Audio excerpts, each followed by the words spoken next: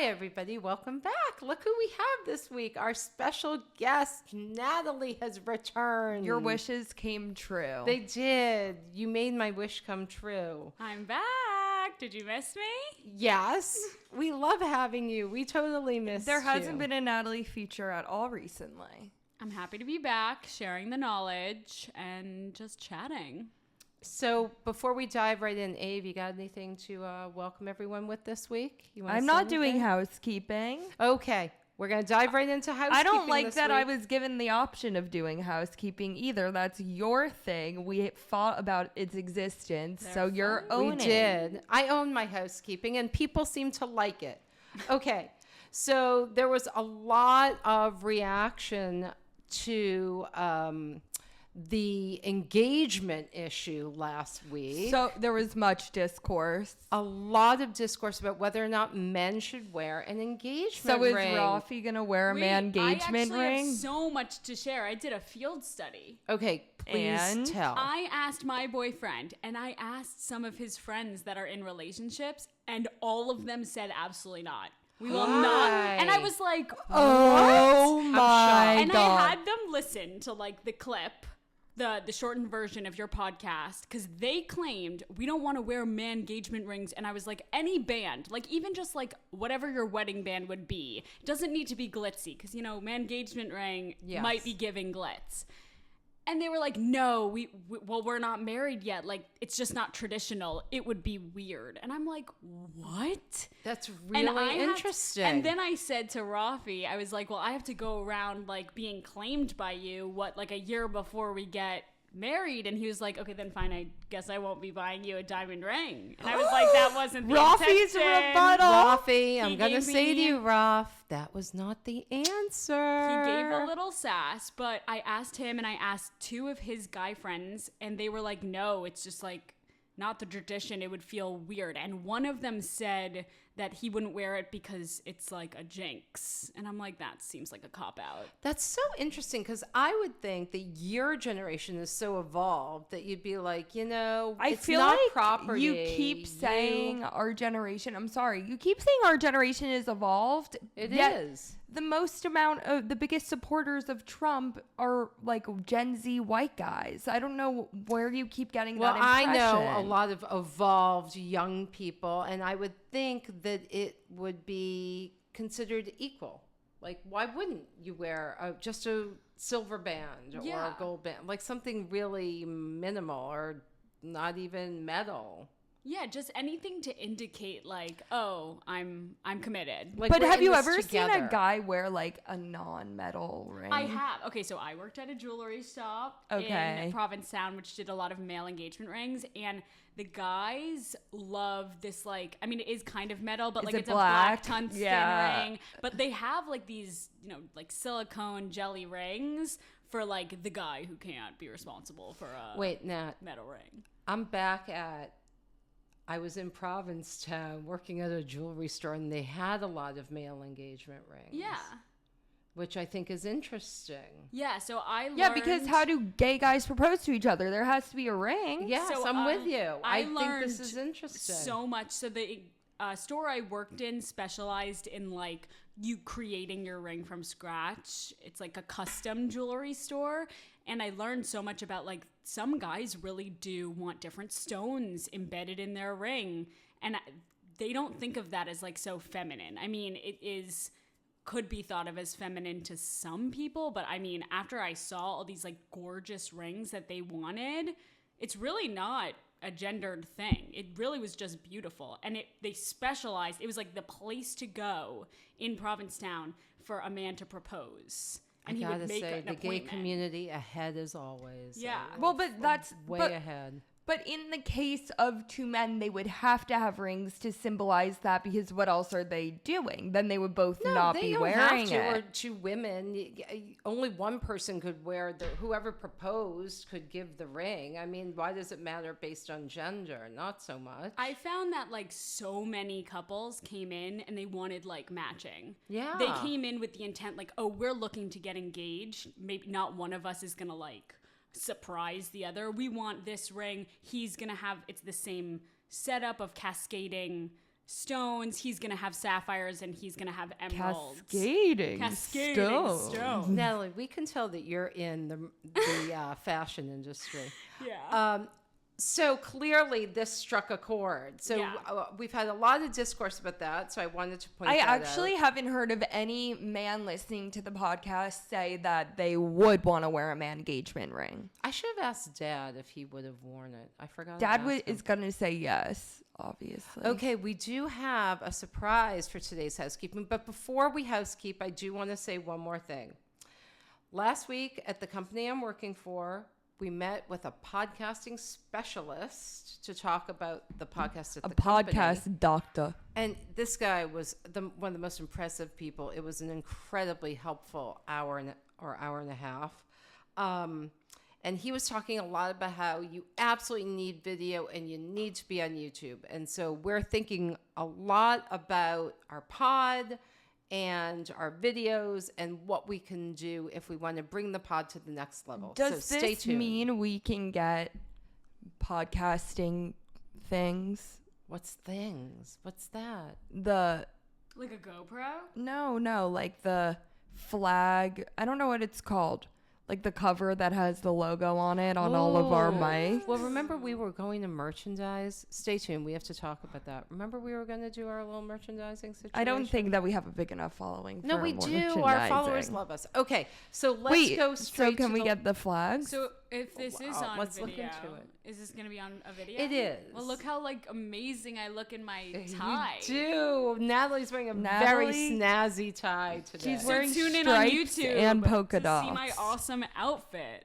Obviously. Stripes and polka dots. Except I don't want us to become too reliant on the video because I feel like people listen with their ears. I just want to say what he said. Some podcasts are too visual for me. When you're trying to grow an audience, it's people surf YouTube and they find you by mistake, and more people will find you. With a podcast, people have intention. Maybe we should get a studio.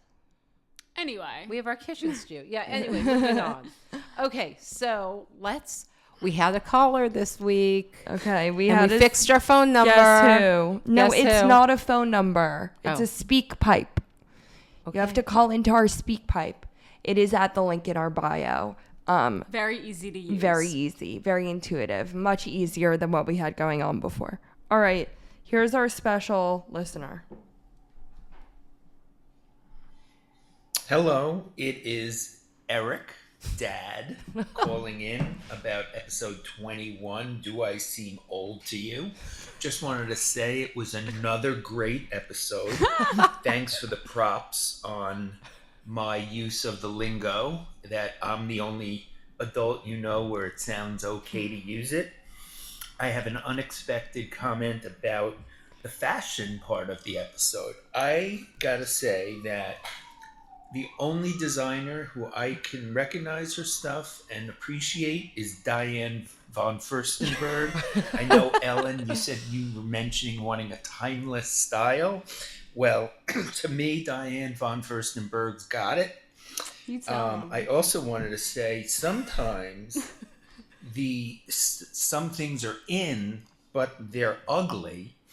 And so I hate the fact that your generation, Ava, wears these platform wedge shoes, particularly the black ones with laces. I just don't like the look. Doesn't work for me. Especially also the Converse with the big wedges. Just a normal Chuck Taylor to me is a much better look. So just wanted to throw that out there and hope to hear you talk about it in housekeeping. Bye. No. I feel extremely targeted. We did not listen to that beforehand. I feel extremely targeted. He just said that he hates all of my shoes. I wear all platform shoes. He targeted me personally. No part of that was a question. There was not a question. But he knew Diane von Furstenberg. That was very good. He's a fashionable guy. He was searching for a wrap dress being timeless. So, I have housekeeping. So last time when you were talking about the fashion, you were talking about that cutout shirt. Yes. And that, the worst. Okay, that's called a cold shoulder shirt. Yeah. And it is, even at the time, we all knew it was ugly. Bad. Yeah, oh very my God. bad. Horrible. And I swear I still know women that love it.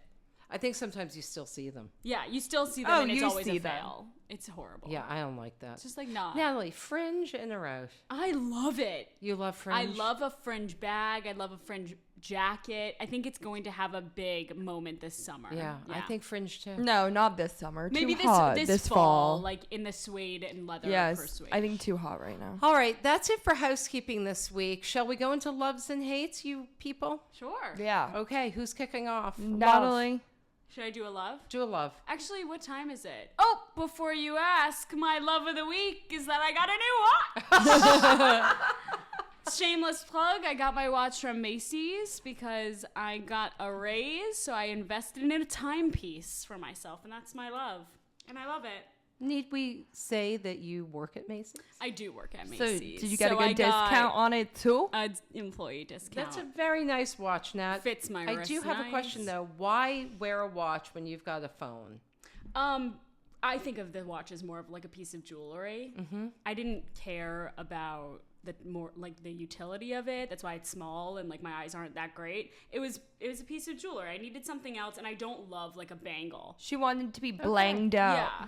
Because And I thought know it a lot of went people nicely. don't wear watches anymore. And I'm not like an Apple Watch person Wait, anymore. I totally feel like people wear watches. Watches are having like Yeah, a big they're having used a to wear watch resurgence. all the time, and I would say that a lot of like people our age, so many guys our age are like so Guys into wear watches. yes, well, but I the agree with that. girls there's like these fashion watches that are so on the rise. It's a niche. It's all over social I don't media. love a watch personally. too. I like it.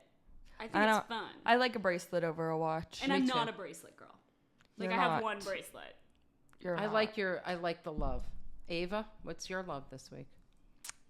Ooh, what's the my love of this week is that I wanted to go to a screening at the MoMA, and in order to go to the screening, you had to be a member. So I posted on Instagram and asked if anybody was a member, and somebody got me the ticket. So now I am going to the 25th anniversary screening of The Virgin Suicides with a Q&A with Sofia Coppola after, and it's my favorite book to movie combo. I love both equally. I had to read it in high school and I loved it, and I just had a loyal fan who so generously got me the ticket.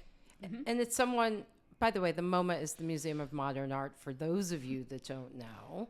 Okay, seriously? Yeah, not everyone not knows what the everyone MoMA is. Who knows what the MoMA is? Okay. Not everyone knows Like, I that. feel like everyone knows it's a museum at least. No, definitely no go. Okay. Absolutely not. I do think it's really nice that just this person who may not be a fixture in your life said, yeah, no problem, and got you the tip. I know how That was pretty nice. kind. Loyal fans. Very Loyal nice. fans. Okay, so my love of the week, I've been thinking about a little bit of free time and really missing crafternoon, and I love a good crafternoon. You haven't crafted with pumpkin in a I while. know. My friends and I get together and we do a crafternoon. We all come and there's lunch and snacks, and you can bring whatever you want and make whatever you want. Pumpkins kicked you out of the crafting circle. I feel like I just haven't had time. So I love a good crafternoon, and it's so fun when you do it with all your friends. And half the time I don't even make something because I just talk to my friends. Maybe you need to initiate one. I'm going to tell Pumpkin, because I do have something that I have a very artistic deck of cards that I got years ago in London when I was there.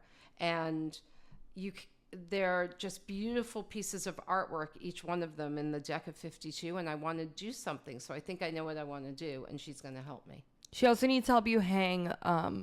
Yes, my rainbow disco balls. Yeah, Ava I bought me loved. 4. I feel like we should show them.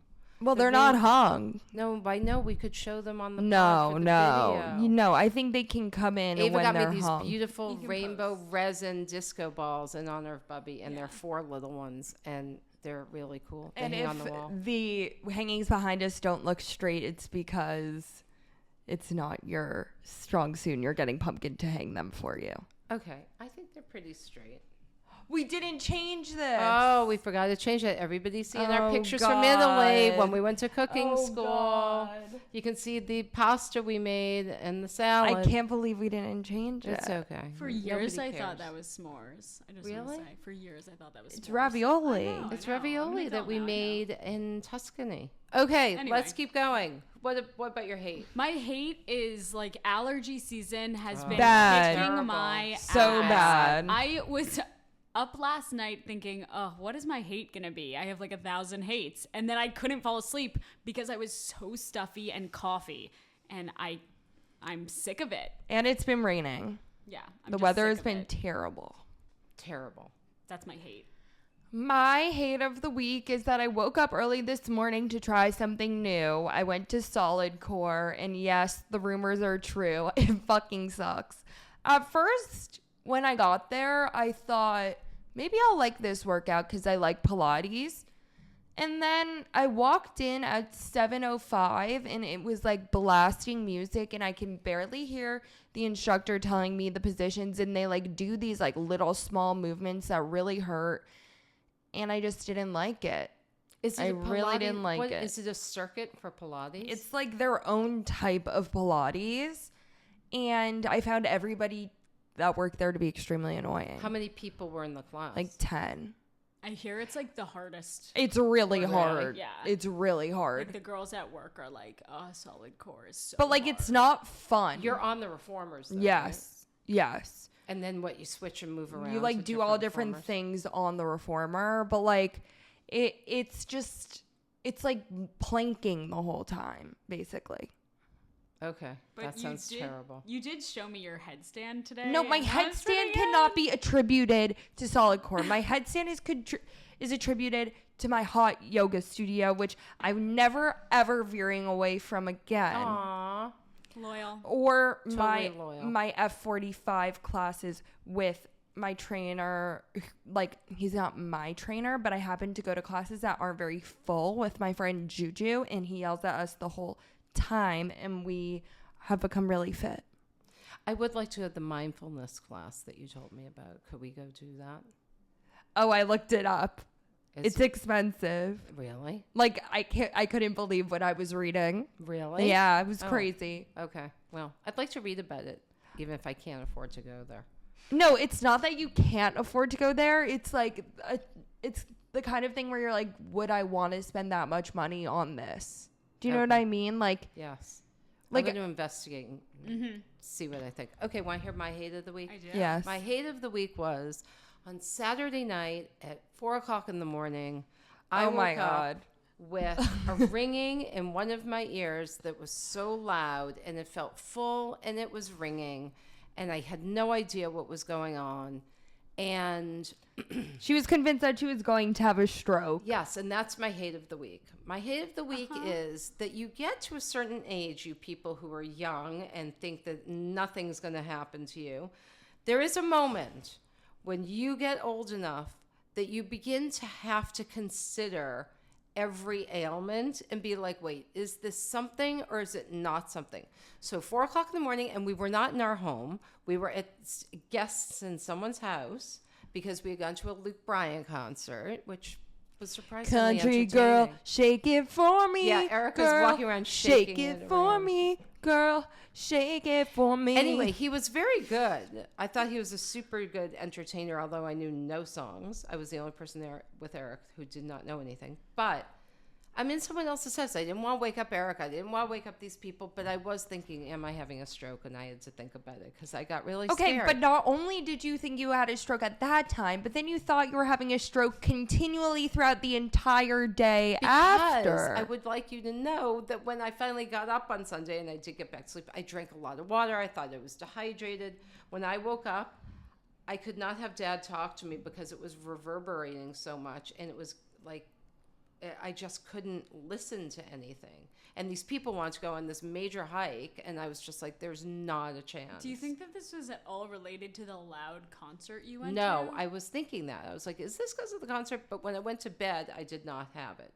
So what I realized is, this is my, Oh my God, this is non-medical her whole theory. theory Okay. that she had to run through with me today about what she thinks happens when you're old. Okay, this is what I think happens. I think everybody has a point in their body that is their weaker point. Like, I never get respiratory infections. I just don't.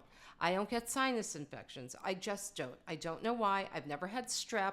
Don't know why. But I often have pain in that ear, particularly since COVID, when I was really sick with COVID, and I think there's nerve damage. And then I had a cold today. I think it was like a cold coming on that came through my ear. I know No. that sounds ridiculous. No, so say your finding, which is I think everybody has a no. When you get sick when you're older, the When you- way it presents itself. right is in this way. So I think you're just more prone as you get older to the one thing that was. I don't know if always- I believe it. I believe it. I don't know if I believe I think it. maybe. Like, I know I'm getting sick if I have like a little tenderness under the armpit. See what I'm but, like, saying? Not every time. So I could see when Oh I'm my like God, you your guys age are being fucking like, Natalie, I love you. You guys are Thank so you. crazy. So my hate is that getting old makes you have to consider every ache and pain, whether or not, like a scale, a sliding scale of, is it something or is it nothing? I decided it was nothing. And by the way, I did put hydrogen peroxide in my ear, and I woke up this morning and it was gone, but it was with me. Oh for my God. 24 hours. My hate was literally totally not my hate. My hate was that I thought Linus ate a grape yesterday. Yes. I didn't tell you that.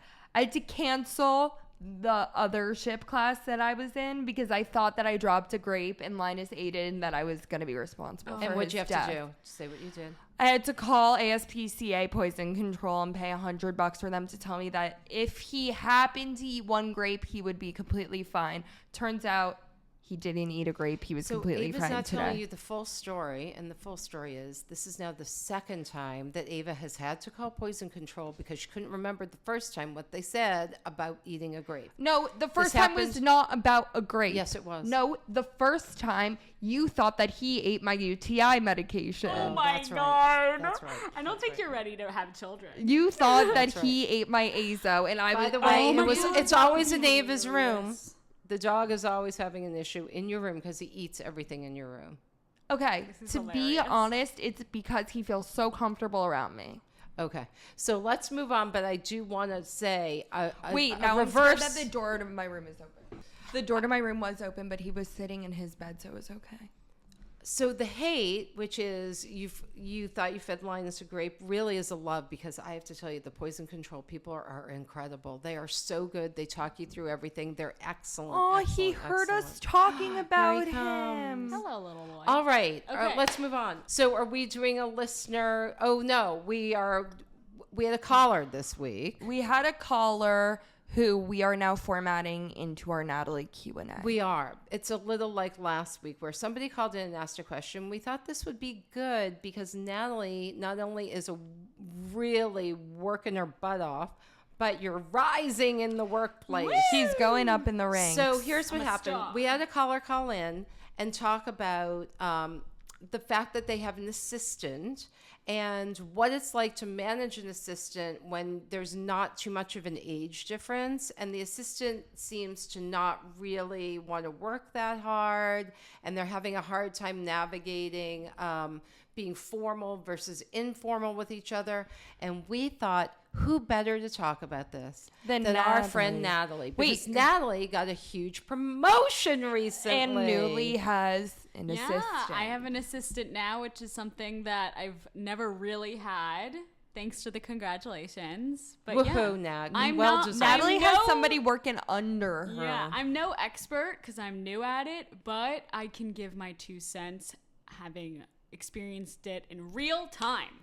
Great. So here's what we're going to touch on. I'd like to talk about with you guys how you get noticed at work, what you think you have to do to further your career or to get ahead, whether or not there's a mentor involved, and once you do get promoted, how you do navigate this. And there's a lot of things. There are a lot of things to navigate. Like I remember being at a job where I got promoted and a friend of mine didn't, right? And how do you navigate that? Because there's bad feelings, of course, and you feel bad, but you also want the promotion. So there are lots of things to talk about here. So let's kick it off with getting noticed and how you did you do anything special to get the promotion? Yeah, I think that from like my starting point at this company, I walked a fine line of, on the one hand, I think you should always be asking for more. When you're done with your work, don't just sit back and read a book. Like when you're done with whatever assignment you've been given, be like, demonstrate that you are a team player. yeah, like go to whoever manages you and assigns you things and say, hey, I'd love to help out more. Is there any way that I can make your life easier? Totally. But I mean, it's a fine line because on the other hand, you don't want to constantly be like, give me more work, give me more. Sometimes there isn't another project. So I think it's patience, but also like be a go-getter. And I think it was really acknowledged to me early on that like, oh, Natalie like is a go-getter. She does not just like wait for things to come to her. She like wants them. And I wanted to learn more, and I wanted to learn like different aspects beyond just like being an assistant. So I asked for it, and that's how I got a mentor. And how you got noticed. That's how I got noticed and how I like built my reputation. But Ave, I want to ask you, I'm sure you do the same because I know that you're a very proactive person, but sometimes that can maybe ruffle some feathers of other people who are working at your level, or even like your boss, potentially your manager, because you can outshine them a little I bit. had that problem at my old job where it felt like the people that were a level above the people that were a level above the assistants were always kind of hesitant to give us work, even though it was in their job to give us work, because they felt like if we did it better than they did it, then it would like reflect back on them as if they weren't doing a good job, even though like you would think if the person you're managing does a good job, then it reflects well on you. They felt threatened and like, oh, maybe she'll be promoted faster than I was or something like that. So I don't have that issue at all at my job now. But that dynamic can become very frustrating and very like, I mean, I stopped working there. Toxic, honestly, very quickly, especially when you are eager to learn and want to make progress. And the literal thing that's standing in the way is the insecurity of the people that are more senior than you. I think that part of why I was able to get promoted quickly is so much luck in the teams that I was placed and trained on. There was never that aspect of like, oh, well, if Natalie does really good, like it's gonna take away from my success. I'm managing her. Like that, there's such luck to be had there. And I also would say that can be attributed to company culture. Yeah. Like at every company, somebody is managing somebody else. So the culture in the company is then projecting that somebody else's success then means your failure rather than like a joint achievement. And so I think that it speaks more for how the company is being run. And honestly, like, I know it's not for you as much, but in more of like the PR marketing world, like that competitive streak, I feel like is much more at the forefront than others. I don't feel that competition as much. I think it might. First of all, I think you're in a successful place because you're both being seen, and all you ever want is to be seen in your job, right? Yeah. You want to be seen for your value, you want to be seen for what you're able to do, and you want people to help you rise because you are willing to work for it, right? And so to me, that's always a valuable person, the person who wants to put in the effort, because not everybody does. This weekend, we were talking to someone who, they have a child who works at one of the investment banks. The young woman got a fantastic job, got recruited. She's been out of school a few years to this bank, making a lot of money. and they do not give her work. She is literally sitting around every day asking for work. The department, I think, maybe is not as structured as some of the other areas in the bank.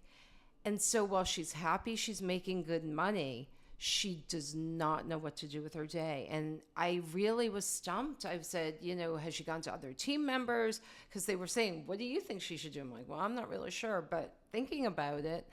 And they said, the parents said, this person has tried everything. And so what do you do? I think that's part of, like, you left your job, but she just got there from another job. Well, I don't have a ton of work right now in my current role, not because there isn't work to be given to me, but just because I'm in between projects. And I think this all goes back to company culture. Like when I got hired full time, they said to me, they're like, there might be times throughout the year that you're really busy and like you're going to be working really long days and you're going to be on site for events and this and that. And then there are going to be weeks where like you're in between projects and you don't have a lot going on and you might not even have like a full schedule of work to do.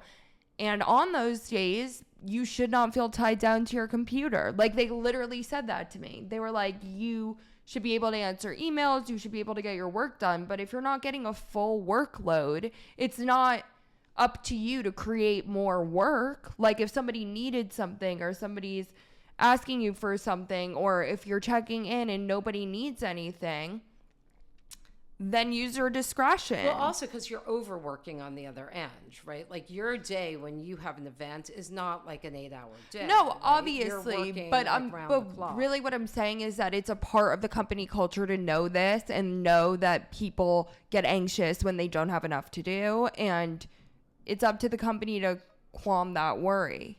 Quash, yes.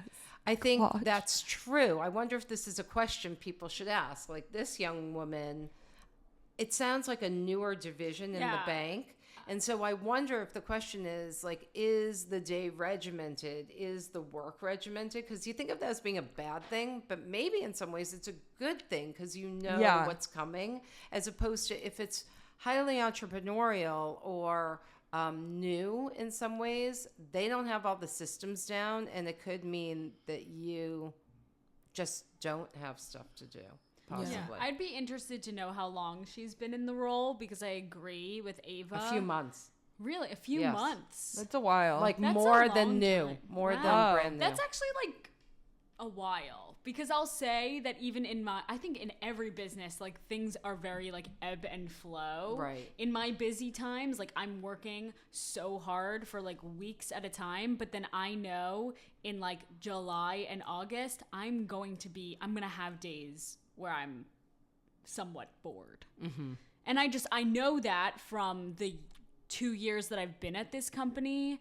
I know what this cycle is, and there are like there's like a month or a little bit more that like you're kind of just like getting your busy work done, and it's not as much long hours. So sort of like Ava. Yeah, like very you much have to, like Ava. To your point, you said patience, right? Yeah. You sort of, in some ways, in some companies, you have to be patient and see what the cycle is. I mean, I think truly, I think it's the fault of whoever's managing her. 100%. Like they should be, if she doesn't have any like big strategy projects, like they should be assigning her things like, can you organize this? But can maybe you make it's this that better? like to Ava's point, I think it starts from the top. Yeah, right? I do like too. If there's a boss who's the top person in the division, clearly that person's not doing their job because they're not giving the managers enough guidance to tell them. Or is it that they are scared that they're what you guys said before, and that's so that the person's going to outperform them in some ways. That's I don't know. foolish It feels to like me. if there's not work there, though, that's like a problem in itself. Yeah. Ow, I just hit my toe so hard. But I have had this conversation with my dad before, like being bored is the worst. At work, I think bad. being bored The at worst. work is so much worse than being overwhelmed and Yeah. overwhelmingly Totally. busy. Yeah. Because at least you're just like, oh, I'm grinding. I'm like, I'm pushing it, and I'm going to continue to like kill it. But when you're bored, you're just like, oh, I'm just sitting here. Right, like, 'cause you're I'm organizing yeah, my playlist. Exactly. Yeah. Like, That how much sucks. can you do on your computer while you're just Yeah. wasting And your day? I think I actually had like a significant amount of time when I first started at my company, like maybe a month, where I was like, what am I supposed to be doing right now? I'm not really getting a lot of Well, that happens assignment. always when you're because onboarded. like they don't know how much you know, how much they can trust you. But if it's been several months Yeah, for this several. person, I don't have advice of like what she should do next. I think that she needs to move teams completely. If she doesn't want to leave the company, it's like you She needs either to talk wait to somebody. Yeah, you either She needs to wait talk to and just somebody. like kind of pick up your paycheck and, you know, be happy, I guess, that you're not having to do much, but that's such an unfulfilled life. And Yeah. you got to talk to somebody, move within the company, or straight up leave. Yeah. I agree. There's only so much you can take. So let's Let's do like Let's one do or the reader two more. question. Okay. Let's do the listener question if we could, please. Yeah. So the listener called in and said they have an assistant who's around the same age. So Natalie, tell me casual. about this. How do you make sure you're the boss, and how do you not be too casual, even though you want to be nice but firm? Tell me So about it. I don't know if my advice is like the best advice, because I still think I'm like going through figuring out how to be the best manager, but I'd love to hear what Ava has to say, but I'm like killing with kindness. If you feel like your assistant is being too casual, lead by example. Like, don't match their energy. Be professional, be maybe even overly professional, and hope that they pick up on that signal. But I can't possibly give a stern talking to because I'm like so inexperienced. So I don't have the best advice there, but I think lead by example. All of the best people that I've had as managers, I feel like trust me with the work that they're giving me, and understand that once they hand off the responsibility to me, it's then my responsibility, and they don't micromanage me or whatever. And then when I give the task back, or, you know, I'm completing something, they give me feedback that not only helps me in the moment, like telling me if I did something wrong, but also helps me grow in the future, and says, next time when you do this, these tricks will help prevent you from making the same mistake. So I think that's how the best managers that I've had have acted. That being said, I think that the way in which you talk to your employees is really important. And I do think that, like, I am not somebody who likes to be killed with kindness, but that's just like me. But on the alternative to that is to have like a manager like kind of belittle you and be rude when you do something wrong. And that I hate even more. So if you're going to take a path, it would be the nicer one. But I also feel like if somebody is repeatedly doing something wrong, then that is when you get a higher up person involved in your case, because you're just not there yet. And you literally just got an assistant. But I think that like the burden is really on the lower person to be, you know, asking the questions, making sure they understand everybody's working styles, even though you really, meaning you, and I'm sure you are, clear with what your expectations and clear with what you want, even though like you might feel like you're doing that, and I'm sure you are. Some people don't do that well, and it's very frustrating to be an assistant for somebody like that, because then you feel like you're doing something wrong, but the person who's giving you the task is not really explaining how to do the task successfully. Yeah. But if you feel like you are putting your all into getting somebody to understand something and they literally are just not qualified, then that's when I would take a step back and be like, oh, you know, I'll talk to somebody higher up.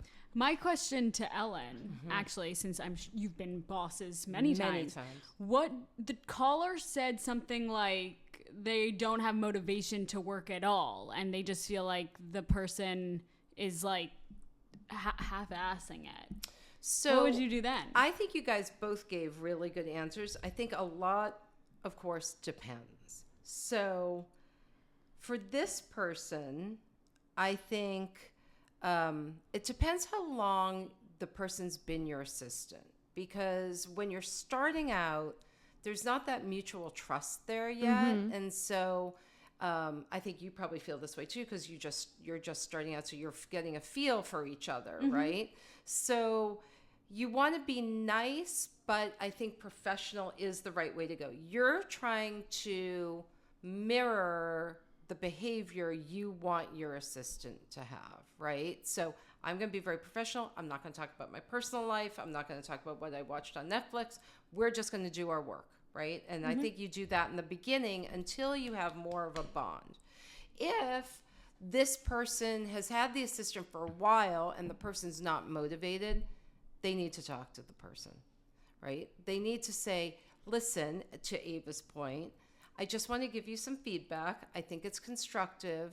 I've noticed that sometimes you X, Y, and Z, and if it's important to you to get ahead or to get a raise or whatever it is, perhaps you could change that behavior, and here's what I would suggest, right? Wait, I also want to pause you there. And I think that this is also a good spot to say that when you are an assistant, especially in the situations in which you feel like your manager is not meeting your expectations or not being clear enough, you are allowed to give feedback. It just needs to be done in a respectful way. Totally. For instance, like I think a lot of people think that they're stuck and they're like the lower person, but like when I get something that I don't understand, or if I like do a task wrong because it wasn't explained to me well, I will say like, I'm so sorry, I didn't do this correctly. I didn't understand XYZ was a part of it. Or you,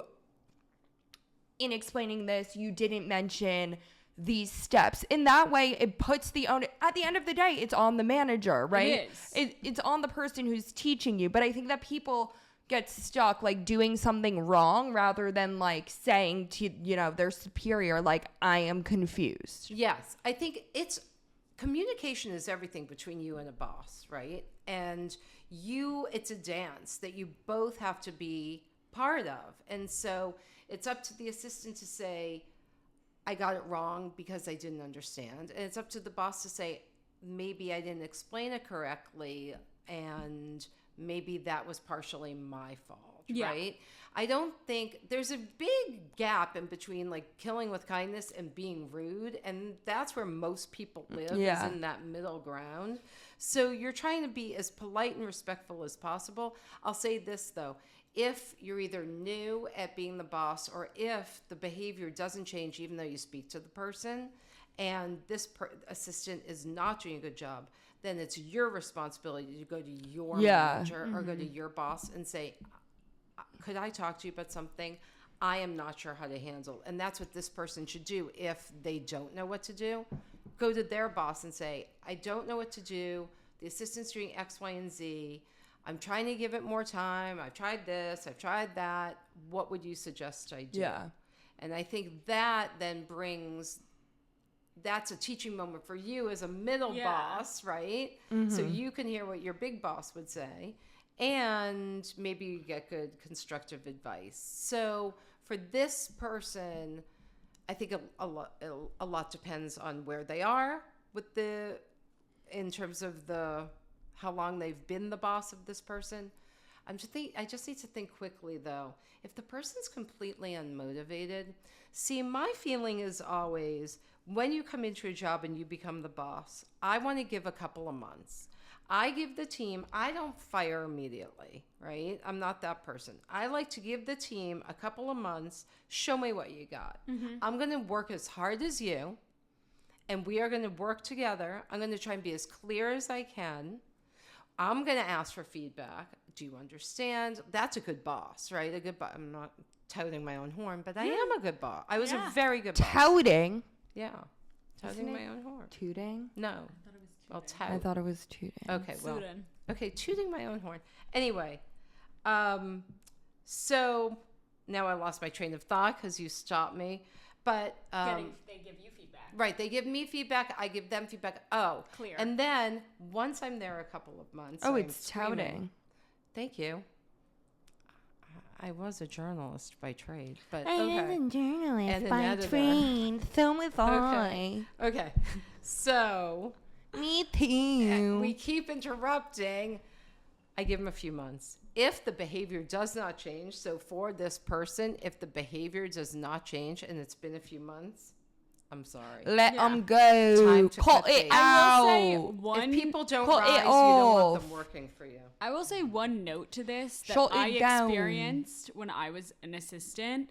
Like, I worked hard and I asked for more and I was motivated and all that stuff because I wanted like the cooler work. Totally. Maybe Totally. to this person, like I would say maybe remind your assistant like what they're marching towards. Like, hey, if you work Yeah, really good hard advice. and like you are on it and you show me how great you are, like you can stop doing this mindless stuff and like start really getting to that strategy. Like, why'd you come to this company at all? Like, Right. maybe level setting, like, wow, if you do really Level well, set. you can march to that new goal and like have new responsibilities, not just like more money or whatever, but like you can have real say in what you do. Yeah, I think that's really solid Corporate advice. speak, Natalie. Yes. Oh, I'm all about that. Natalie, corporate are you doing the deep jargon. dive to level set and get granular? Oh yeah. I'm getting spilky. Okay, let's finish up. So tell me, for the last question, if you were going to give somebody advice on how to rise at a company or We just how to did rise in that. your career, no, you talked about how to get ahead, but what would be like one thing, a do or a don't, you would tell somebody to do or not do in their job? Like what's either a killer or a maker of your job? It's so important. Do not dress wrong for your office place. Do not show up to work in shorts because no one will forget the day you waltzed into your office in inappropriate work garb. So don't true. do that. I worked in a magazine where someone wore a tank top. It was never the same. I don't for care her again. where you work. I don't care if you work in like the chillest office ever and everybody's wearing sweatpants. No.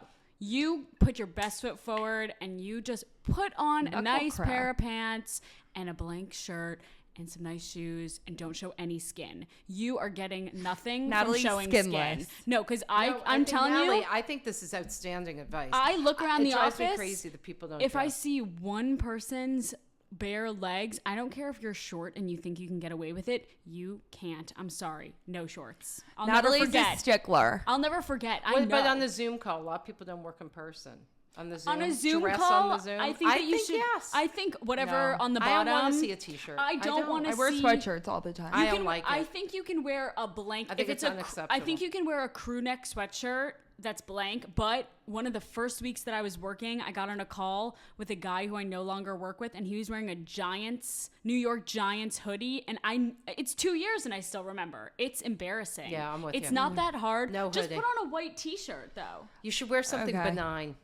Don't- It should be benign. I think a plain hoodie is no, kind of it's behind. not. It looks like you're sleeping in your bed. in my glasses. Unacceptable. I just think if you're not like a fashion forward girly like me, just go unnoticed. I agree. It's so Okay. important. Go Okay. unnoticed. black T-shirt. Yeah, Okay. whatever. Ava, do you have a do or a don't? My do is that I think that it's crucial to have one work friend. Like, I think you need to have one person that you would talk to at least in and out of the office. I'm not saying best friend. I'm not saying favorite person in the entire world. I'm just saying somebody that you feel comfortable asking stupid questions to. I feel like at all the places that I've liked to work at, it's been because I've had one person that I can like text on the side and be like, so I've never done this before. Like, what am I supposed to do? And like, they're your buddy. I have one more, and it's the biggest thing I've learned in the past 2 years Please, of being. Natalie. Okay, my dad likes to call this. It's a Hamilton reference, but be in the room where it happens. It is so important. If someone invites you to go anywhere, if it's a happy hour, if it's an extra meeting, if it's going to a vendor's office just to networking, just be in the room where it happens. Say yes room where it happens. to The everything, room where because it happens. I gotta tell you, it's gotten me so much further. If someone's like, hey, are you coming to the office on Thursday? Like, it's not mandatory. Yes, Yes, you're going to the exactly. office. Say be yes. in the room where it happens. say that? Be seen physically. If you are a remote worker, then I would say pivot that to like be on those Zoom calls, turn your camera on, and be heard. Or offer to be on something. Sure. Or be like, hey, I saw your calendar, blah, blah, blah. I'd love to come to that I'd love meeting. to just Yes. shadow. Be in the room where it Can I happens. tell mine? Yeah. I think it's really important to find a mentor Yeah, that's a at good your one. job. Someone who you can talk to, who's senior to you, who you trust, and who's someone who you look up to. Because sometimes that person is going to give you a hard truth about your job that nobody else will give you, which could be, hey, you're not pulling your weight, or hey, you've stayed here too long. Yeah. It's time for you to go. You need somebody who's going to push you a little and tell it like it is at your job. All right. All right. Natalie, we loved having you. Thank you. Natalie, where having can they find us? You can find me at Macy's Herald Square. No, just kidding. Don't be my stalker, but thanks so much for having me. Please. I thought you were going to say follow the podcast. Oh, follow the podcast on Instagram. He knows when we're done. Oh, here he comes. Here Follow He the comes. podcast. literally always comes in. Use the little link in the bio to Speak leave a pipe. message. You Speak can leave a pipe, message send like an Eric. email, DM. Get Linus to say and hi. make sure that you're following the podcast. Follow the podcast because these wonderful ladies post a lot of polls and questions, and it can be really interactive. So if you don't want to call in because you're scared, but you want to do a little vote, Come vote. it's Let's super go. entertaining. Let's Takes go. no time. Do it. All right. Yeah. We'll see you Bye. next week. Bye.